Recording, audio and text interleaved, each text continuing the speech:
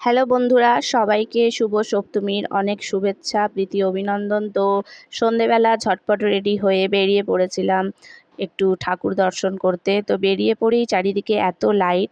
তো প্রথমে ফুলপুকুরের সামনে দিয়ে আমরা গেলাম প্যান্ডেল দেখতে। তো তারপরে আস্তে আস্তে আমরা প্রথমে গেলাম পেয়ারা বাগানের ঠাকুরটি দেখতে। তো পেয়ারা বাগানের ঠাকুরটি ভীষণ ভালো করেছিল, কিন্তু প্রচণ্ড ভিড় ছিল। ভেতরে এত ভিড় যে কি বলবো। তো তারপরে আমরা চলে গিয়েছিলাম গোয়ালটুলির ঠাকুরটি দেখতে। তো গোয়ালটুলির মেন এখানকার থিম ছিল হচ্ছে ভিটে মাটি।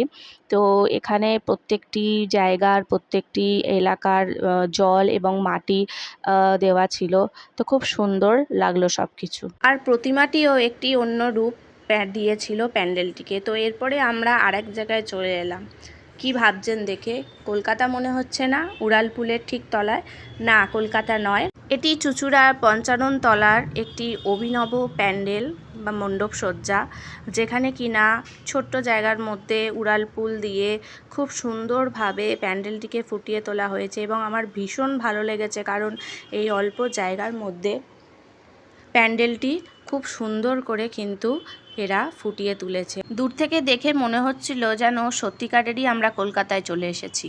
এরই মাঝে আরেক জায়গায় আমরা গিয়েছিলাম, মার্কণ্ডগলি, চুঁচুড়া হুগলি। থিম ছিল এখানকার পরশ। কাপড়ের ওপর এবং লাইটিংয়ের দিয়ে খুব সুন্দর এখানে প্যান্ডেলটি তৈরি করা হয়েছিল। আর মায়ের মুখটি ছিল কোমল, স্নিগ্ধ, একদম সুন্দর, মনোরম।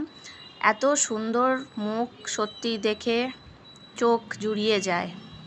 বাড়ি ফেরার পথে আমরা আমাদের পাড়ার ঠাকুরটি দেখে নিলাম, কালুরায়তলা, চুঁচুড়া হুগলি। তো এখানে ভূতের থিম করেছিল।